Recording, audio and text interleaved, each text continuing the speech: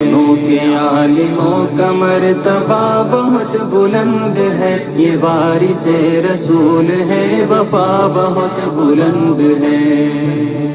خضر کی مثل ہے وہ جن کے پاس علم دین ہے، جو علم لے جو علم دے وہ سب سے بہترین ہے۔ خضر کی مثل ہے وہ جن کے پاس علم دین ہے، جو علم لے جو علم دے وہ سب سے بہترین ہے۔ علم لینے دینے کا نفع بہت بلند ہے، سنو کہ عالموں کا مرتبہ بہت بلند ہے۔ سنو کہ عالموں کا مرتبہ بہت بلند ہے، یہ وارث رسول ہے، وفا بہت بلند ہے۔ سنو کہ عالموں کا مرتبہ بہت بلند ہے، یہ وارث رسول ہے، وفا بہت بلند ہے۔ یہ علم ہی کا فضل ہے کہ عز منتشا ہوئے، اور راہ دین کے لیے چراغ درخشاں ہوئے۔ یہ علم ہی کا فضل ہے کہ عز منتشا ہوئے، اور راہ دین کے لیے چراغ درخشاں ہوئے۔ بسم اللہ الرحمن الرحیم۔ الحمد للہ کفا والصلاة والسلام على من اصطفى اما بعد۔ اعوذ باللہ من الشیطان الرجیم، بسم اللہ الرحمن الرحیم۔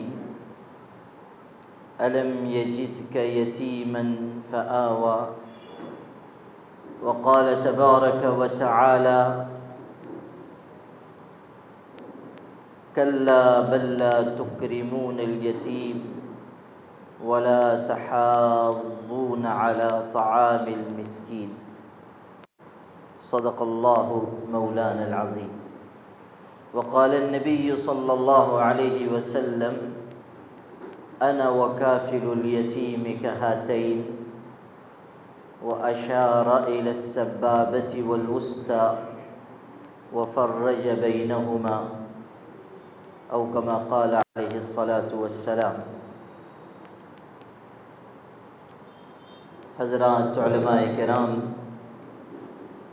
بالخصوص امیر شریعت حضرت مولانا مفتی معز الدین صاحب، نائب امیر شریعت حضرت مولانا عبدالرشید مدنی صاحب، ہمارے برادر مکرم حضرت مولانا محفوظ الرحمن صاحب فاروقی، رکن آل انڈیا مسلم پرسنل لا بورڈ، آج کے اس اجلاس کے داعی مولانا شیخ شفیق صاحب اور جناب مولانا عبدالشکور جامعی صاحب، اور آپ تمام قابل احترام بھائیوں، بزرگوں،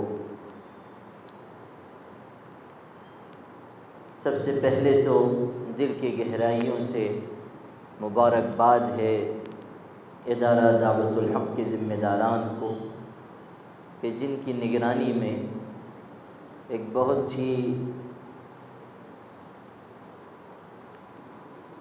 اچھے ارادے اور اخلاص پر مشتمل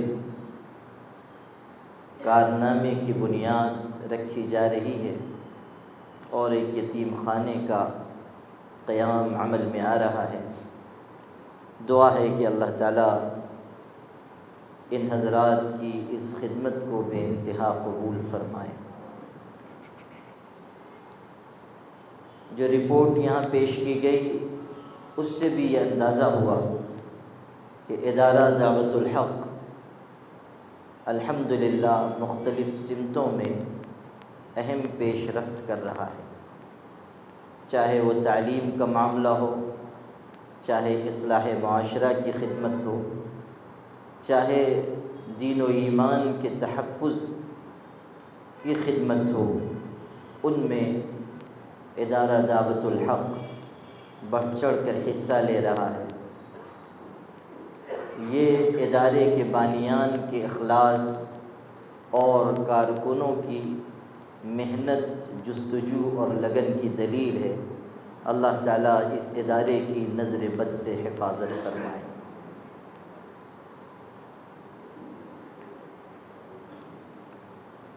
اللہ نے جو دین ہمیں عطا فرمایا ہے وہ ہر اعتبار سے کامل اور مکمل ہے، اور پورے دین کا خلاصہ اگر ایک جملے میں بیان کیا جا سکتا ہے تو وہ جملہ ہے حق ادا کرنا۔ پورے دین کا خلاصہ ہے حق ادا کرنا۔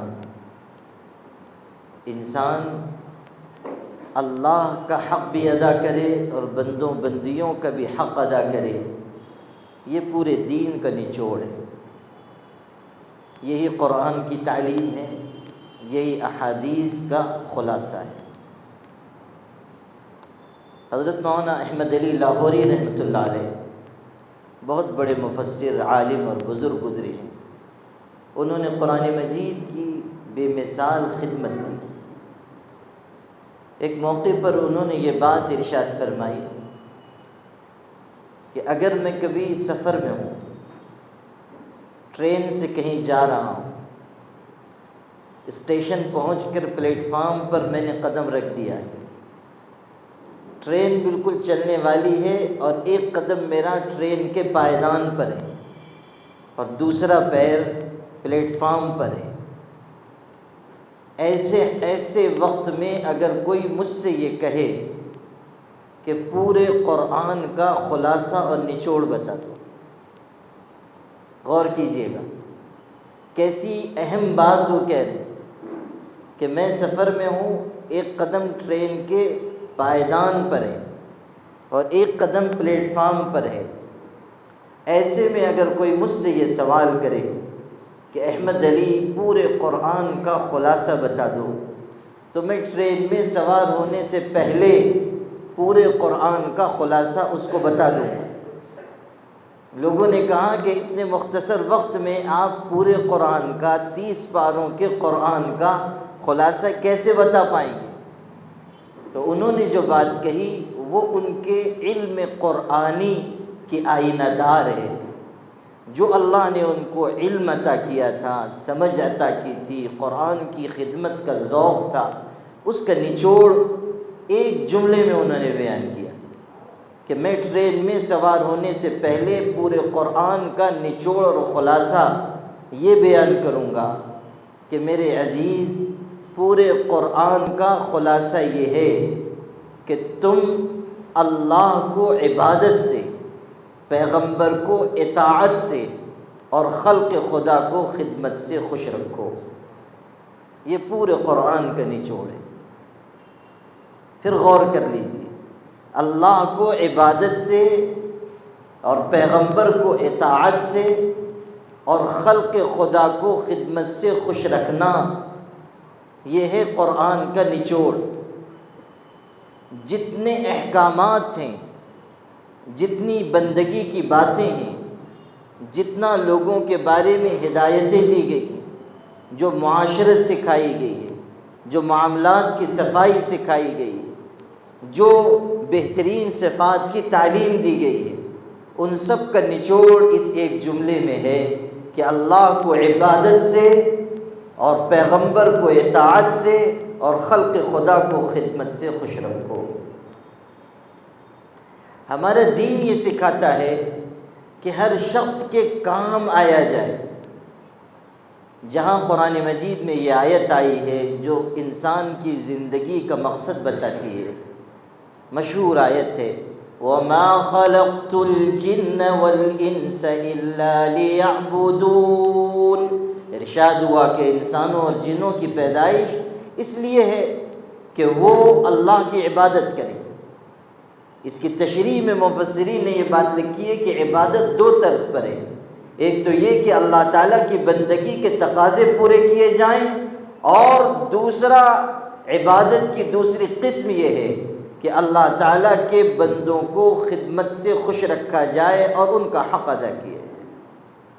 اس لیے کہ اگر عبادت صرف نماز، روزہ، حج اور تلاوت اسی تک محدود ہوتی تو اللہ تعالیٰ کی تسبیح اور مناجات اور نماز اور اس کے ذکر کے لیے فرشتے بہت تھے، فرشتے بہت کافی تھے۔ نحن نسبح بحمدک ونقدس لک، درد دل کے واسطے پیدا کیا انسان کو، ورنہ طاعت کے لیے کچھ کم نہ تھے کروبیاں۔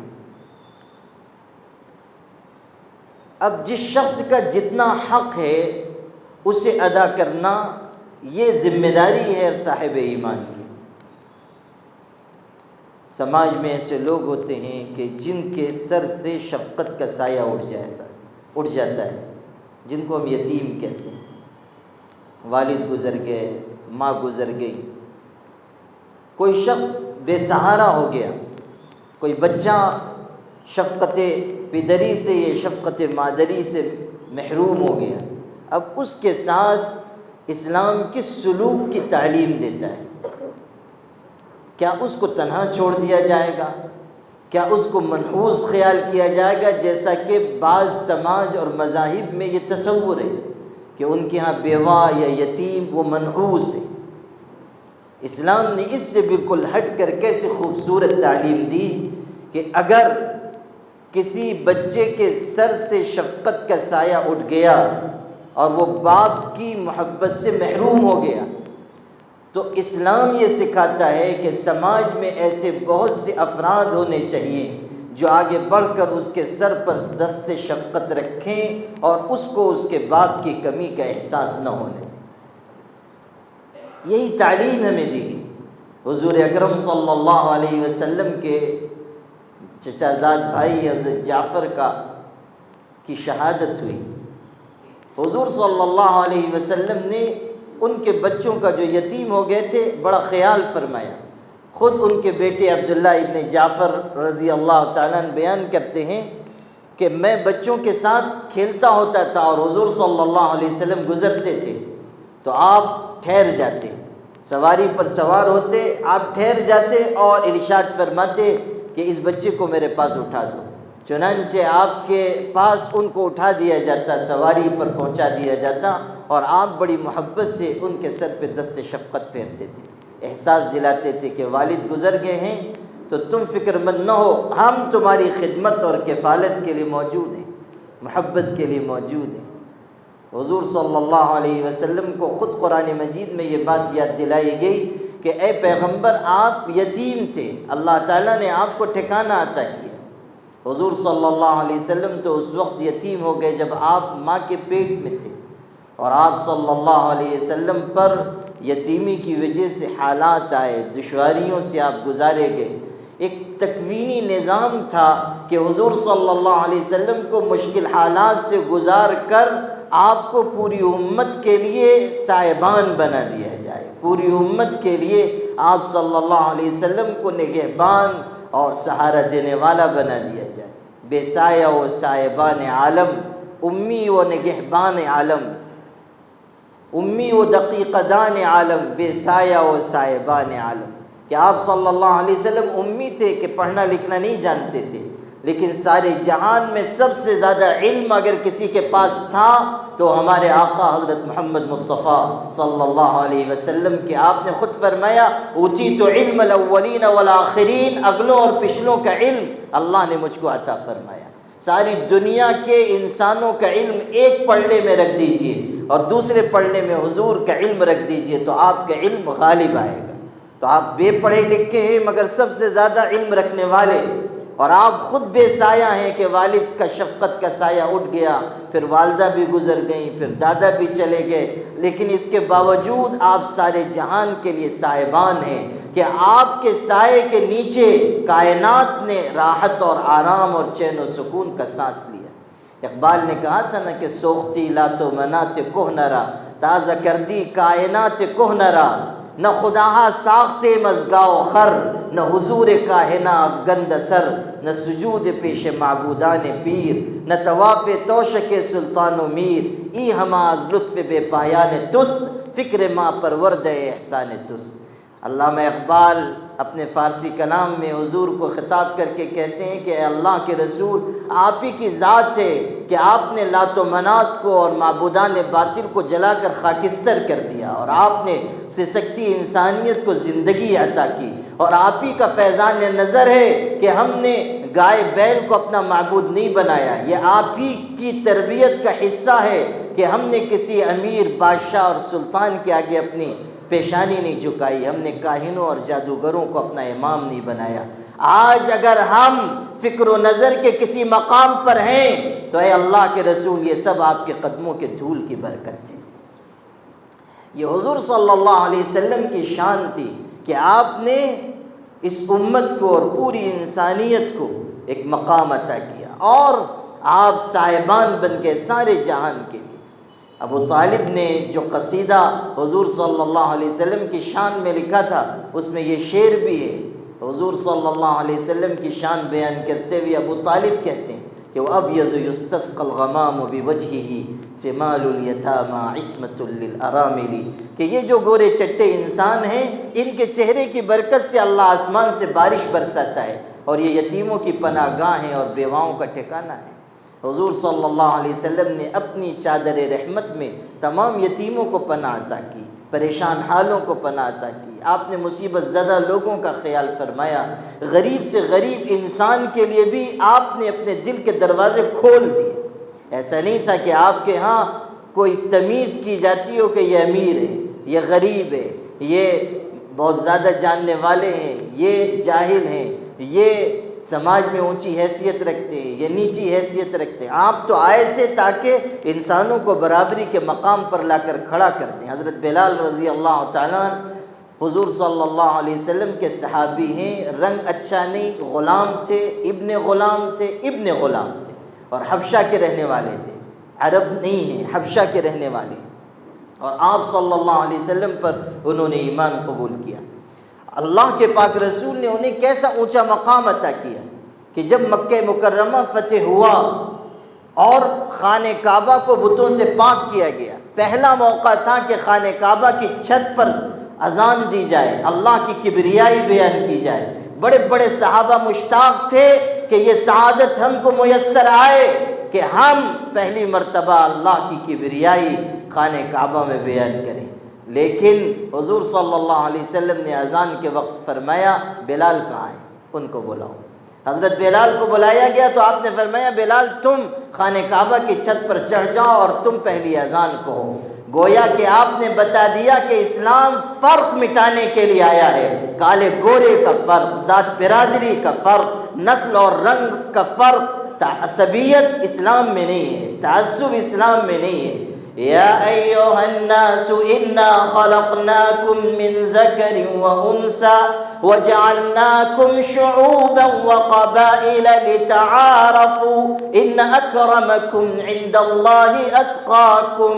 ارشاد ہوا ایک ماں باپ کی تم اولاد ہو، اور یہ جو خاندان ہیں، برادریاں ہیں، ذاتیں ہیں، یہ جو رنگ اور نسل کا فرق ہے، یہ صرف تعارف کے لیے ہے، اس کو اونچ نیچ کا ذریعہ نہ بناؤ۔ قسم بخدا اگر آج کے زمانے میں کوئی ذات برادری کے نظام پر یقین رکھتا ہے یا رنگ اور نسل کی بنیاد پر اپنے آپ کو بڑا سمجھتا ہے یا اپنے خاندان کی وجہ سے اپنے آپ کی بڑائی جتاتا ہے تو اس کے اندر جاہلیت کا فتنہ موجود ہے۔ حضور صلی اللہ علیہ وسلم تو اسے مٹانے کے لیے آئے تھے۔ یہی حضرت بلال ہیں، ایک موقع پر حضرت ابو ذر غفاری جو بہت بڑے شخص ہیں، حضور نے فرمایا میری امت میں عیسیٰ ابن مریم کے مسیح ان کی طرح کا زہد رکھنے والے ابو ذر غفاری ہیں۔ ایسی زاہدانہ زندگی تھی حضرت ابو ذر رضی اللہ تعالیٰ عنہ کی۔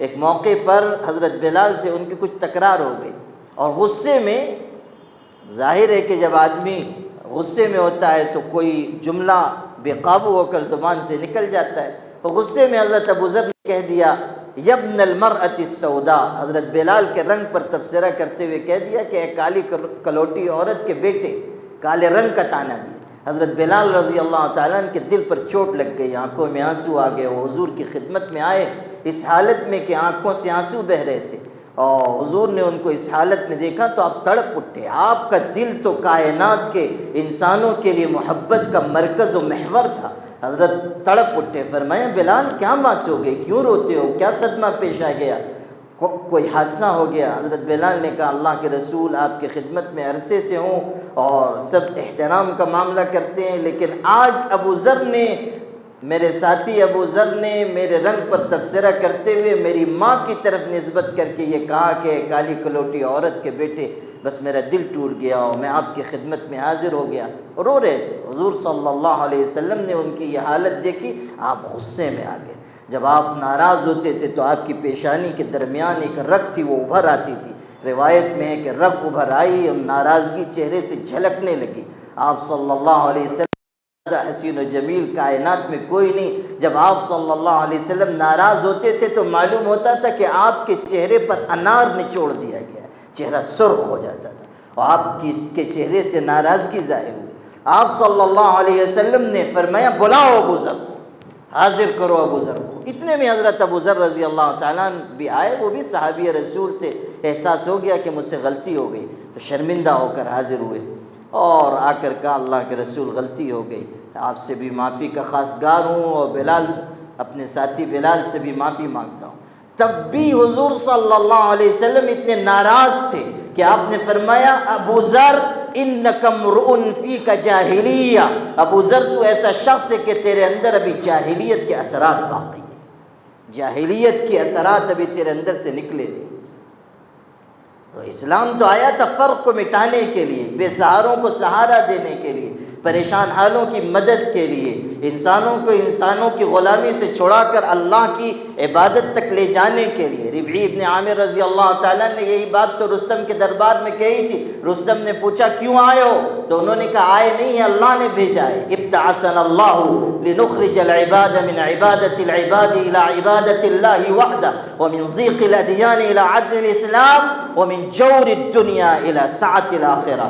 اللہ نے ہمیں بھیجا ہے تاکہ بندوں کو بندوں کی عبادت سے نکال کر اللہ کی عبادت تک پہنچا دیں، انسانوں کی غلامی سے چھڑانے کے لیے ہم آئے ہیں، اور تمام ادیان اور مذاہب کے ظلم و ستم سے نکال کر اسلام کے عدل تک پہنچانے کے لیے آئے ہیں، اور دنیا کی تنگی سے نکال کر آخرت کی وسعتوں تک پہنچانے کے لیے آئے ہیں۔ اللہ نے ہمیں بھیجا ہے، یہ فریضہ دیا ہے کہ عدل و قائم کریں، ظلم کو دور کریں، ہر ایک انسان کے ساتھ بھلا سلوک کریں، گرتے ہوئے انسانوں کو تھام لیں، اور جو مشکل میں پڑے ہوئے ہوں ان کی مدد کریں، ان کی مدد کریں۔ عدل و انصاف کے قیام کے لیے اللہ نے یہ دین بھیجا ہے۔ حضرت عمر رضی اللہ تعالیٰ عنہ کیسی جلیل القدر شخصیت ہیں۔ محرم کا مہینہ ہے، اسی محرم کی پہلی تاریخ کو حضرت عمر کی شہادت ہوئی۔ حضرت حسین رضی اللہ تعالیٰ عنہ کی شہادت تو سب کو یاد رہتی ہے اس محرم کے مہینے میں، لیکن اسلامی تاریخ کی وہ بے نظیر شخصیت کہ جنہوں نے اسلام کو قوت عطا کی، جن کے ذریعے اسلام کو شوکت ملی، جن کے زمانے خلافت میں اسلام لاکھوں مربع میل تک پھیل گیا، جن کے دور میں اللہ تعالیٰ نے زبردست انتظامی کارنامے مسلمانوں کے ذریعے ظاہر فرمائے، وہ سیدنا عمر ابن خطاب۔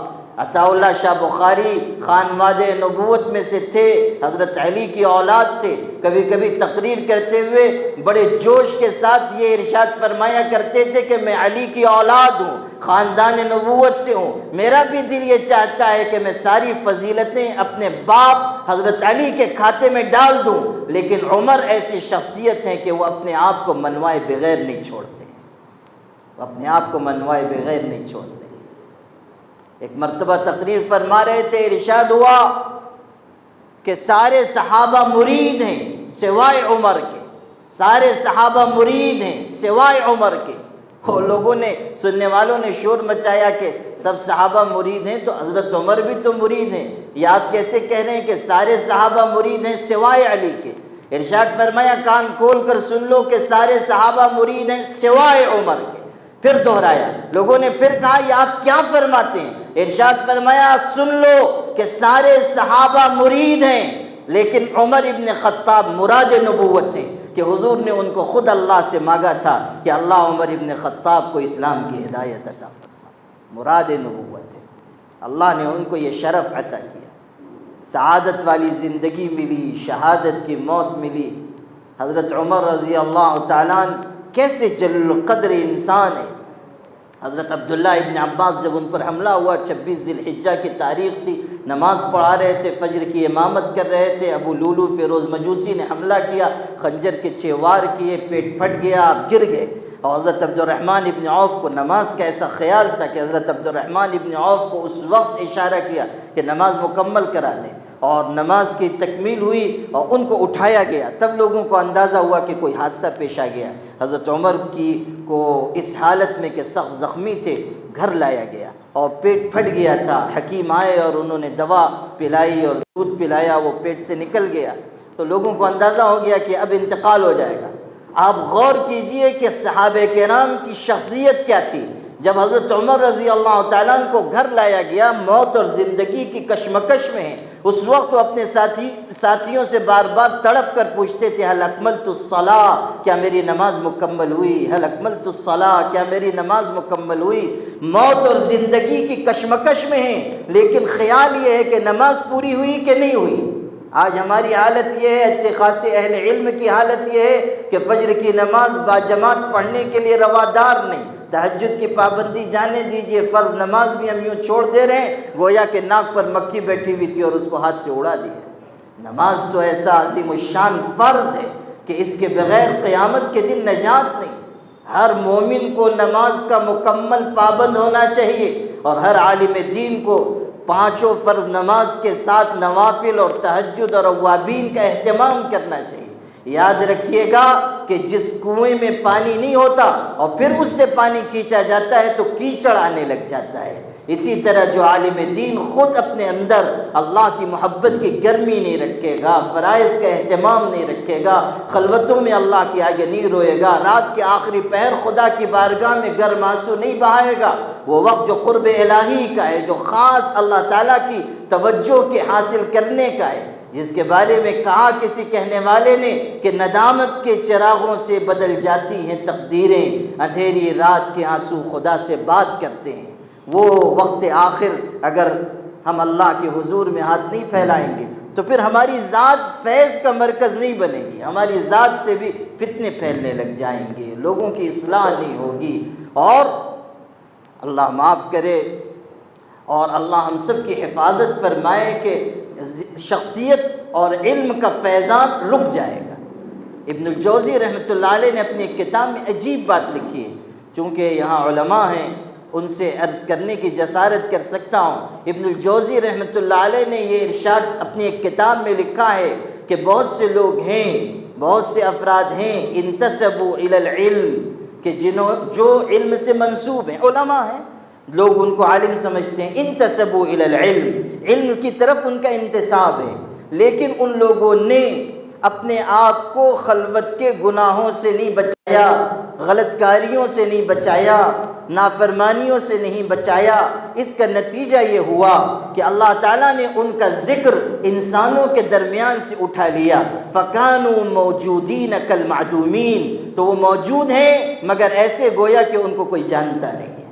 اور آگے جملہ لکھتے ہیں، کیسا عبرت کا جملہ ہے، ارشاد فرمایا لا حلاوت لرؤیتہم ولا قلب یحن الی لقائہم، کہ ان کے گناہوں کی وجہ سے باوجود ان کے علم کی وسعت کے یہ صورتحال ہو گئی کہ نہ ان کے دیکھنے میں کسی کو کوئی حلاوت محسوس ہوتی ہے، نہ کوئی دل ان کی ملاقات کی طرف جھکتا ہے۔ فَكَانُوا مَوْجُودِينَ كَالْمَعْدُومِينَ، وہ موجود ہیں مگر ان کے تذکرے غائب ہو گئے۔ اللہ تعالیٰ قلوب میں محبت ڈالتا ہے اچھے اعمال کی وجہ سے، خلوتوں میں اللہ کے آگے رونے اور گڑگڑانے کی وجہ سے، خدا کے آگے گرم آنسو بہانے کی وجہ سے۔ سیدنا عمر ابن خطاب موت و زندگی کے کشمکش میں کہہ رہے ہیں کہ کیا میری نماز مکمل ہوئی، نماز مکمل ہوئی، اور صحابہ کرام آنے لگے، طبیب آیا، اس نے دوا پلائی، دودھ پلایا اور پیٹ سے نکل گیا۔ اس نے کہا یا امیر المؤمنین و خلیفۃ المسلمین اوصنا، کہ اب آپ وصیت فرما دیجیے، وقت آخر قریب ہے، صاف کہہ دیا۔ اب صحابہ کرام آنے لگے بیمار پرسی کے لیے۔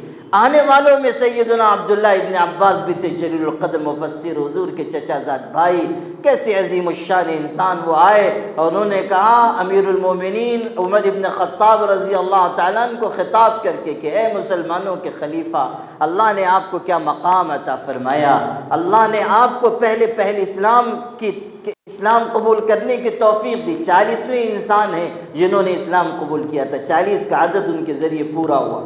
پھر اللہ نے آپ کے ذریعے اسلام کو قوت عطا کی، آپ کی ہجرت مسلمانوں کے لیے نصرت کا سبب بنی، آپ کا زمانہ خلافت مسلمانوں کے لیے باعث رحمت تھا۔ پھر حضور اس دنیا سے تشریف لے گئے اس حالت میں کہ آپ سے راضی تھے، ابو بکر دنیا سے گئے اس حالت میں کہ آپ سے راضی تھے، آپ کو سعادت کی زندگی ملی اور اب آپ شہادت کی موت کے قریب پہنچ چکے ہیں۔ اس سے بڑھ کر اور کون سی نعمت ہو سکتی ہے؟ یہ فضیلت بیان کی۔ حضرت عمر لیٹے ہوئے تھے، زخمی حالت تھی، لیکن جب یہ سنا تو ارشاد فرمایا مجھے اٹھا کر بٹھا دو۔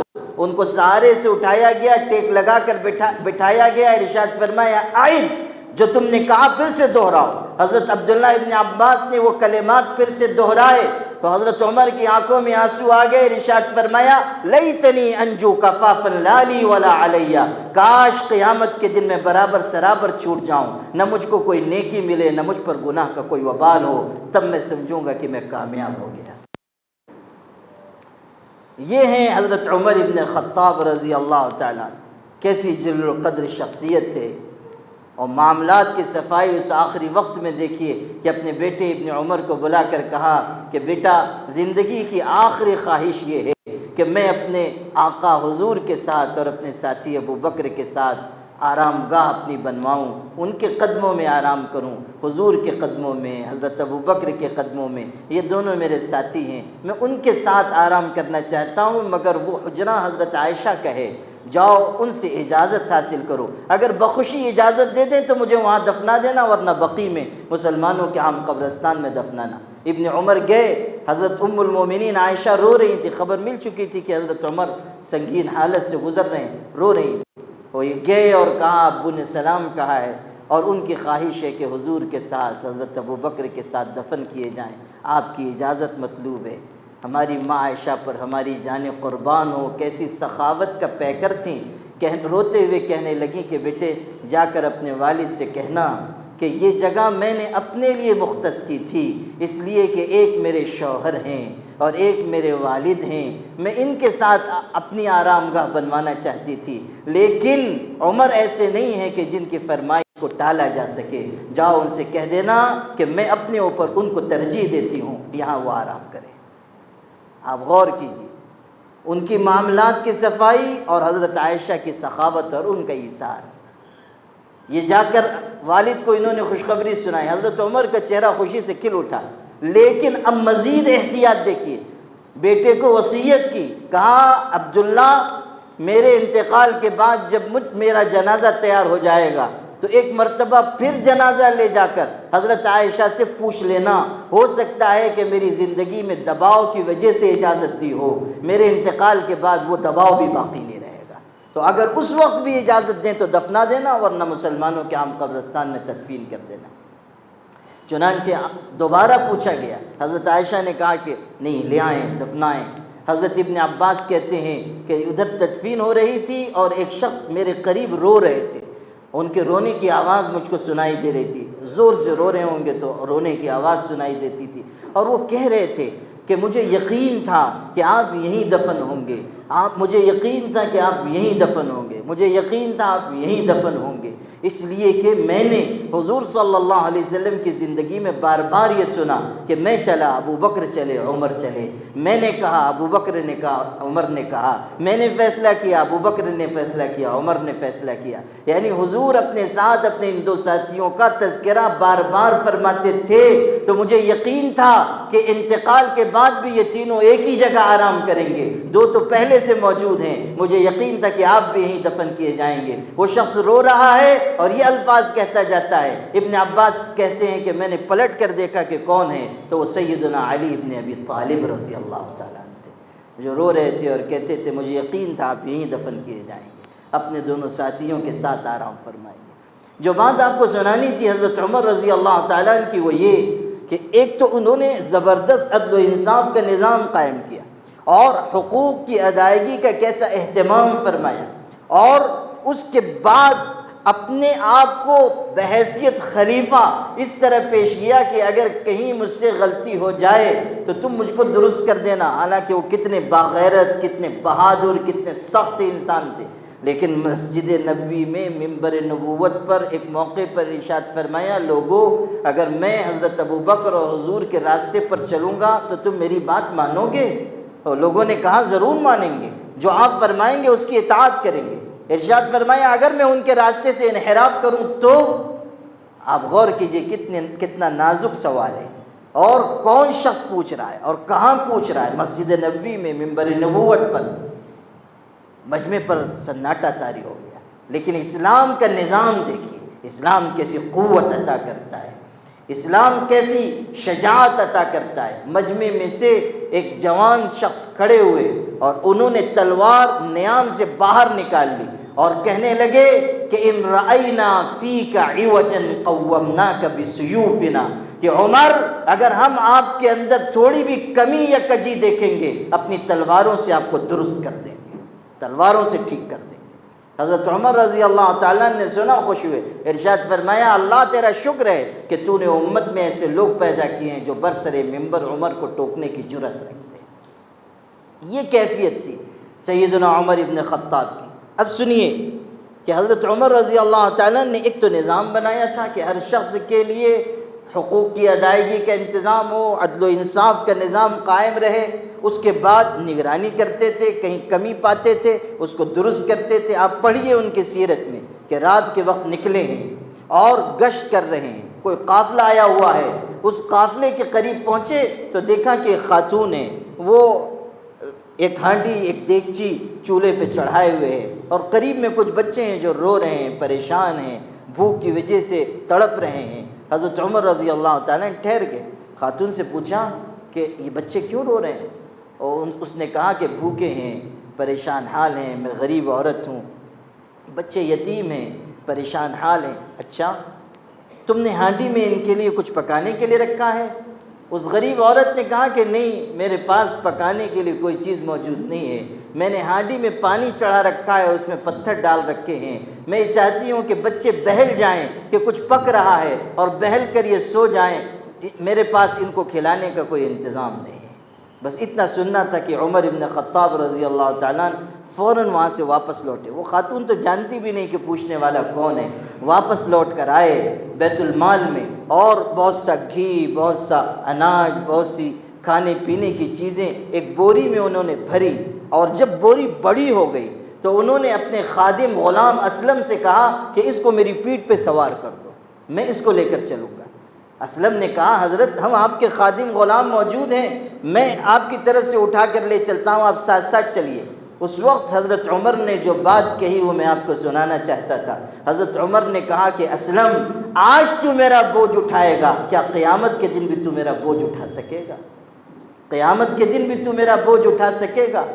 بس وہ پیچھے ہو گئے، انہوں نے بوری حضرت عمر کی پیٹھ پر سوار کی، اور حضرت عمر نے وہ بوری اٹھائی اور وہاں سے لے کر پیدل چلتے ہوئے آئے اور اس خاتون کے قریب لا کر بوری رکھی، اس ہانڈی کو الٹ دیا، دوبارہ ہانڈی کو رکھا، اپنے ہاتھوں سے اس میں پکانے کی چیزیں ڈالی، اس کے بعد خود سے آگ کو دہکانا شروع کیا۔ روایت کے الفاظ آپ کو سناتا ہوں، روایت میں یہ ہے، راوی چشمدید راوی یہ بیان کرتا ہے کہ حضرت عمر رضی اللہ تعالیٰ پھونک رہے تھے اور چولہا جلا رہے تھے، آگ دہکا رہے تھے، میری نظریں دیکھتی تھی کہ دھواں ان کی داڑھی کے درمیان سے ابل رہا تھا، دھواں نکلتا تھا، اور وہ مسلسل پکانے کی محنت میں لگے ہوئے تھے۔ انہوں نے کھانا بنایا، اس کے بعد انہوں نے ان بچوں کو اپنے ساتھ بٹھا کر کھانا کھلایا، پھر شیر کی طرح جم کر بیٹھ گئے، یہ بھی روایت میں شیر کی طرح وہیں جم کر بیٹھ گئے اور بچوں کو کھیل کود میں لگا ہوا دیکھتے رہے، بچے کھیل رہے ہیں، خوشیاں منا رہے ہیں، دیر تک بیٹھے رہے۔ پھر اٹھ کر چلے تو اپنے خادم اسلم سے کہا تم جانتے ہو کہ میں اتنی دیر کیوں بیٹھ گیا؟ اس نے کہا کہ نہیں۔ انہوں نے کہا اس لیے کہ میں نے ان یتیم بچوں کو روتا ہوا دیکھا تھا، میرے دل نے یہ چاہا کہ ان کو ہنستا ہوا بھی دیکھ لو، ان کو ہنستا مسکراتا دیکھ لو۔ اسلام یہ نظام سکھاتا ہے کہ ہر یتیم کی، ہر پریشان حال کی، ہر مجبور اور بےکس کی پوری امداد کی جائے، اس کا سہارا بنا جائے، کسی کو نظر انداز نہ کیا جائے۔ حضور صلی اللہ علیہ وسلم نے یتیم کی کفالت کی ترغیب کیوں دی؟ آپ نے کیوں فرمایا انا وکافل الیتیم کہاتین، کہ میں اور یتیم کی کفالت کرنے والا ایسے ہیں جیسے یہ دونوں انگلیاں ہیں۔ آپ نے اپنی دونوں انگلیاں اٹھا کر دکھائی، وفرج بینہما، تھوڑا فاصلہ رکھا، گویا کہ آپ بتا رہے ہیں کہ قربت ہوگی مگر جو فرق نبی اور غیر نبی میں ہے وہ باقی رہے گا۔ اس کے باوجود یتیم کی پرورش کرنے والا قیامت کے دن مجھ سے قریب ہوگا، یتیم کی کفالت کرنے والا مجھ سے قریب ہوگا۔ آپ اندازہ کیجئے کہ یتیم کی پرورش کیسا کار ثواب اسلام میں مقرر کیا گیا، کسی خدمت کو اسلام میں کیسا اونچا مقام دیا گیا ہے۔ حضور صلی اللہ علیہ وسلم نے ایک موقع پر ارشاد فرمایا، من قضى لأخیہ المسلم حاجتا كنت واقفا عند میزانہ یوم القیامہ، جو کسی مسلمان بھائی کی کوئی ضرورت پوری کر دے گا قیامت کے دن میں اس کے ترازو کے پاس کھڑا ہو جاؤں گا، اگر اس کی نیکیاں غالب آئیں تب تو وہ جنت میں جائے گا، اور اگر اس کے گناہ غالب آئے تو میں سفارش کر کے اس کو جنت میں داخل کراؤں گا۔ یہ الفاظ حضور ارشاد فرما دے۔ حضرت عبداللہ ابن عباس مسجد نبوی میں اعتکاف میں تھے، حضور صلی اللہ علیہ وسلم کے چچا زاد بھائی ہیں۔ ایک شخص آیا، اپنی غربت پریشانی بیان کی اور قرض کی اور تنگی کی بات کہی۔ حضرت ابن عباس نے کہا، کیا چاہتے ہو کہ جس کا حق ہے چل کر سفارش کر دوں؟ اس نے کہا، اس سے بڑی کیا بات ہوگی۔ اس کے ذہن میں یہ تھا کہ ابھی تو اعتکاف میں ہیں، جب اعتکاف سے نکلیں گے تو چلیں گے۔ لیکن حضرت ابن عباس اسی وقت اٹھے، جوتا لیا، مسجد سے نکلنے لگے تو اس شخص نے یاد دلایا، انسیت الذی کنت فیہ، آپ اپنا اعتکاف بھول گئے؟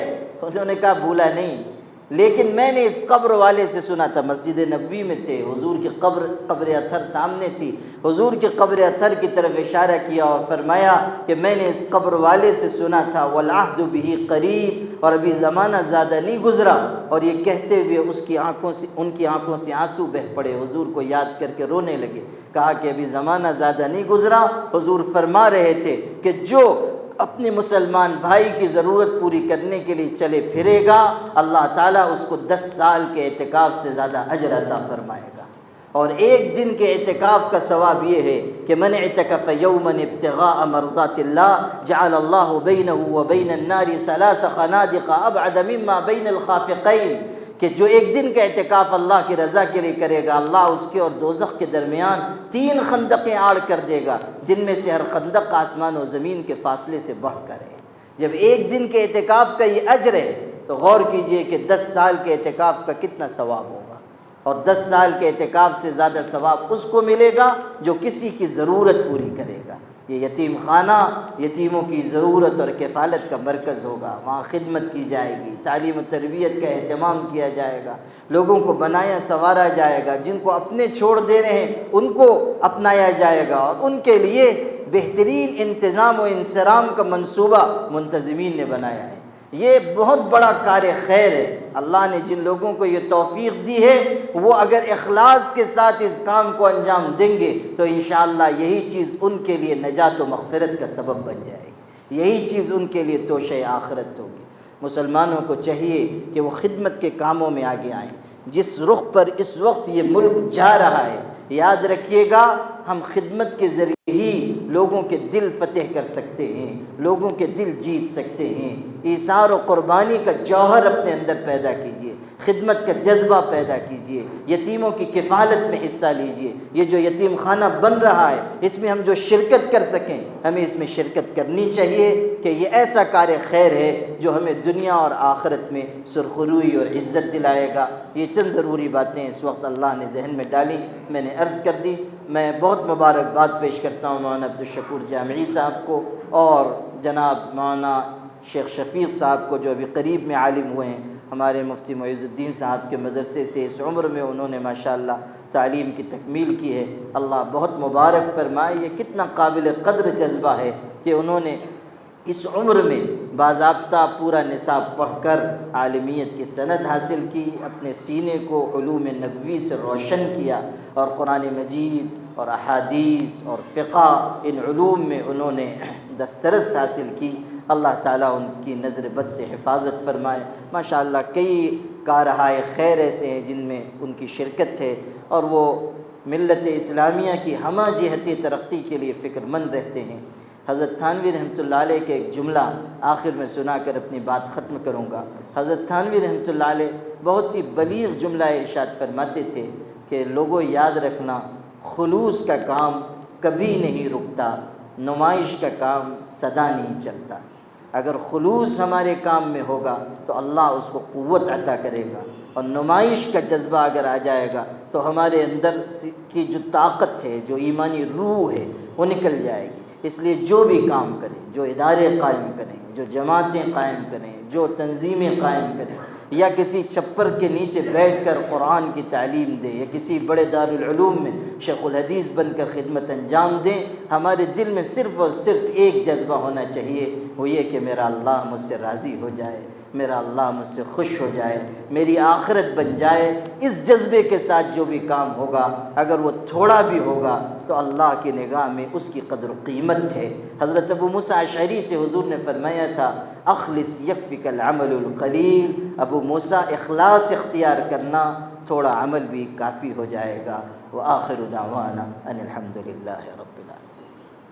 اللهم صل على سيدنا محمد وعترته بعدد كل معلوم لك، اللهم أنت السلام ومنك السلام، تباركت يا ذا الجلال والإكرام، لا إله إلا أنت سبحانك إني كنت من الظالمين، اللهم اغفر لنا وتب علينا إنك أنت التواب الرحيم، اللهم إنا نسألك من فضلك ورحمتك فإنه لا يملكها إلا أنت۔ اے کریم اللہ، تو بہت رحم کرنے والا ہے، معاف کرنے والا ہے۔ اللہ، آسمان و زمین کا مالک تو ہے، چاند سورج کا خالق تو ہے، سمندروں پر تیرا حکم چلتا ہے، ذرہ ذرہ تیرے نام کی تسبیح پڑھتا ہے۔ اللہ، کائنات میں کوئی پتا بھی تیری اجازت کے بغیر حرکت نہیں کرتا، جسے عزت ملتی ہے تیرے حکم سے، جو ذلیل ہوتا ہے تیرے اشارے سے، جسے تخت و تاج ملتا ہے تیرے فیصلے سے، جو تخت و تاج سے محروم کیا جاتا ہے تیرے اشارے سے۔ اللہ، تمام تر خیر بھلائی تیرے ہی دست قدرت میں ہے، اور تو سب کچھ کرنے کی طاقت رکھتا ہے۔ اللہ، تو نے ہمیں انسان بنایا، صاحب ایمان بنایا، تو نے قرآن جیسی نعمت دی، اور اپنے حبیب پاک صلی اللہ علیہ وسلم کی امت میں پیدا فرمایا۔ اللہ، تو نے کیسی بڑی بڑی نعمتوں سے ہمیں نوازا ہے۔ اللہ، ان ساری نعمتوں پر ہمیں شکر ادا کرنے کی توفیق عطا فرما۔ اللہ، شکر کی توفیق عطا فرما۔ اللہ، ہم مجرم بندے ہیں کہ تیری نعمتیں کھاتے ہیں اور تیرا ہی حکم توڑتے ہیں۔ اللہ، تجھ سے بغاوت کرتے ہیں، خلوت و جلوت میں گناہ کرتے ہیں۔ اللہ، گناہ کر کر کے آنکھیں ناپاک ہو گئیں، دل ناپاک ہو گئے، جسم کا ایک ایک حصہ داغدار ہو گیا، مگر اللہ، تو معاف کرنے والا ہے، معافی کو پسند فرماتا ہے، معاف کرنا تیری شان ہے۔ خدا بندہ، ہم سب کی مغفرت فرما، ہم سب کی مغفرت فرما، ہم سب کی مغفرت فرما، ہم سب کی مغفرت فرما۔ اللہ، اس ملک میں اہل ایمان کو غلبہ عطا فرما۔ اللہ، بہت مشکل حالات ہیں، بہت مشکل دن ہیں، مشکل راتیں ہیں، راہ چلتے ہوئے لوگوں کو مار دیا جا رہا ہے۔ اللہ، کیسے دردناک واقعات ہو رہے ہیں۔ اللہ، ایک شخص کو، ایک باپ کو اس کی بیٹی کے سامنے مارا جاتا ہے، ننھی معصوم جان تڑپتی ہے، اور بھیڑیا صفت لوگوں سے باپ کو نہ مارنے کی اپیل کرتی ہے۔ اللہ، کیسی بے بسی کا وقت ہے، اس ننھی معصوم جان پر کیا گزر رہی ہوگی جب ایک بھیڑ اس کے باپ کو مار رہی ہوگی، داڑھی کھینچی جا رہی ہوگی، شرکیہ کلمات کہلوائے جا رہے ہوں گے۔ اللہ، کتنے معصوم بچیوں کے سر سے سایہ شفقت اٹھا لیا گیا۔ اللہ، کتنے ایسے بوڑھے تھے، راہ چلتے ہوئے ان کو پکڑا گیا، مارا گیا، ان کی سفید داڑھیاں انہی کے خون سے رنگین کر دی گئی۔ اللہ، مرتے دم انہوں نے آسمان کی طرف دیکھا ہوگا اور سوچا ہوگا کہ متی نصر اللہ، خدا تیری مدد کب آئے گی، تیری نصرت کب آئے گی۔ اللہ، ان مشکل حالات میں تیرے علاوہ کوئی مدد نہیں کر سکتا۔ اللہ، تیرے علاوہ کوئی ہماری پشت پناہی نہیں کر سکتا۔ اللہ، تو ہم سب کی مدد فرما، ہم سب کی مدد فرما، اہل ایمان کو غلبہ عطا فرما۔ اللہ، ہم سب کو استقامت عطا فرما، طاعت کا ذوق عطا فرما، قرآن پاک کی تلاوت کی حلاوت عطا فرما۔ اللہ، دونوں جہانوں میں سرخروئی اور عزت عطا فرما۔ اللہ، دارین کی سعادت نصیب فرما۔ اللہ حضور پاک صلی اللہ علیہ وسلم سے سچی محبت عطا فرما، اللہ ہماری طرف سے ان کو بہترین جزا عطا فرما۔ اللہ اللہ انہوں نے ہماری خاطر کتنی قربانیاں دی ہیں، کتنی پریشانیاں جھیلی ہیں، ان کے راستے میں کانٹے بچھائے گئے، ان پر کچرا ڈالا گیا، اور حرم شریف میں ان کے کندھوں پر اونٹ کی اوجھ لا کر ڈال دی گئی۔ اللہ اللہ ان کی دو دو بیٹیوں کو ایک وقت میں طلاق دی گئی، احد میں دندان مبارک شہید کر دیے گئے، طائف میں سر کا خون پیروں تک پہنچا۔ اللہ وہاں تو کوئی ان کو سہارا دینے والا بھی نہیں تھا، کوئی زخموں پر مرہم رکھنے والا بھی نہیں تھا۔ جب تھک کر بیٹھ جاتے تھے تو اوباش لڑکے پھر بغل میں ہاتھ ڈال کر اٹھا دیتے تھے، پھر پتھر مارے جاتے تھے اور آپ تھک کر گر جاتے تھے۔ انگور کے باغ میں آپ نے پناہ لی تھی اور اس وقت تیرے ہی آگے ہاتھ پھیلا کر اپنی بے بسی کی شکایت کی تھی، اور کیسی دردناک دعا مانگی تھی کہ اللہ اپنی بے بسی اور اپنی پریشان حالی کی شکایت تیری بارگاہ میں لے کر آیا ہوں، اور اگر تو مجھ سے راضی ہے اور ساری دنیا ناراض ہو تو مجھ کو کوئی پرواہ نہیں ہے۔ اللہ اللہ ہمارے حضرت کے درجے بلند فرما، اللہ ان کی نسبت کی برکت سے ہم سب کو معافی عطا فرما، مغفرت فرما، مغفرت فرما، مغفرت فرما۔ اللہ پوری امت کو طاعت کی عبادت کی توفیق عطا فرما، پوری امت کے گناہوں کو معاف فرما۔ اللہ جو بیمار ہیں ان کو صحت و شفا عطا فرما، اللہ جو دنیا سے چلے گئے ان کی مغفرت فرما، ہمارے ماں باپ کی مغفرت فرما۔ اللہ ہمارے ماں باپ کا ہم پر بڑا احسان ہے، انہوں نے بھوکا رہ کر کھلایا ہے، پیاسا رہ کر پلایا ہے، گیلے میں سو سو کر ہمیں سوکھے میں سلایا ہے، نہ جانے کتنی راتیں ہمارے لیے بے آرامی میں گزاری ہیں۔ اللہ ہم لوگ جنہوں نے مدرسوں میں پڑھا، ہمارے امی ابو نے تو اور بڑی قربانی دی، اپنی آنکھوں سے دور مدرسے میں پڑھنے بھیج دیا۔ اللہ ہمارے امی ابو کو یاد آتی ہوگی، وہ تکیے میں منہ چھپا کر رو لیتے ہوں گے، صبح آٹا گوندتے گوندتے امی یاد کرتی ہوگی، سوچتی ہوگی میرا بچہ یہاں تھا، میں اس کے کپڑے بھی دھل دیتی تھی، بستر بھی بچھا دیتی تھی، سر میں تیل بھی ڈال دیتی تھی، مدرسے میں کون دیکھتا ہوگا، کون میرے بچے کی خدمت کرتا ہوگا، یہ سوچ کر ان کے مبارک آنسو آٹے میں گرتے ہوں گے۔ اللہ انہوں نے قربانی دے کے ہمیں عالم حافظ بنایا، آپ کی مسجدوں کے مصلی پہ کھڑے ہونے کے لائق بنایا، آپ کی بندوں کے سامنے دو لفظ کہنے کا اہل بنایا۔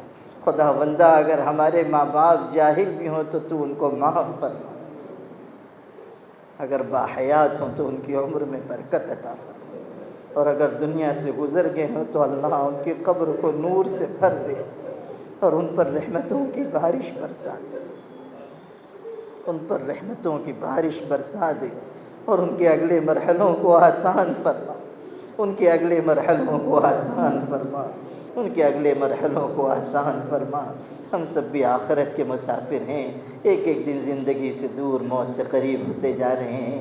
آج خود سے نہا دھو کر کپڑے پہنتے ہیں، کل مر جائیں گے تو دوسرے غسل میت دیں گے، کفن کی چادر اڑا دیں گے، پھر اعلان ہوگا فلاں ابن فلاں دنیا سے رخصت ہوا، پھر منو مٹی کے نیچے دبا دیا جائے گا۔ اللہ قبر میں کوئی دیکھنے والا نہیں ہوگا، کوئی عذاب سے بچانے والا نہیں ہوگا، تیری عزت کی قسم، تیری رحمت کے علاوہ اس دن کوئی سہارا نہیں ہوگا، کوئی شاگرد، کوئی مرید، کوئی اولاد، کوئی عقیدت مند بچانے کے لیے نہیں آئے گا، اس دن صرف تیرے کرم کا سہارا ہوگا۔ اس دن ہم سب کو معاف فرما اور قبر میں اجالا عطا فرما، قبر میں اجالا عطا فرما، قبر میں اجالا عطا فرما، قبر میں اجالا عطا فرما۔ اللہ ٹوٹی پھوٹی جو خدمت ہو رہی ہے اس میں کامل درجے کے اخلاص عطا فرما، ریاکاری سے حفاظت فرما۔ اللہ جو یتیم خانہ قائم کیا جا رہا ہے اس کو قبول فرما، دعوت الحق کے جو ادارے چل رہے ہیں ان کو شرف قبول عطا فرما اور اس میں استقامت عطا فرما، قوت پیدا فرما، بانیان کو، منتظمین کو، کارکنان کو، معلمین کو، معلمات کو اجر عظیم عطا فرما۔ جس نے ایک پیسہ بھی اس دعوت الحق کے لیے دیا ہو، اللہ اس کو بھی جنت میں گھر عطا فرما، ہماری دعاؤں کو اپنے کرم سے قبول فرما۔ ربنا تقبل منا انك انت السميع العليم وتب علينا انك انت التواب الرحيم۔ سبحان ربك رب العزة عما يصفون وسلام على المرسلين۔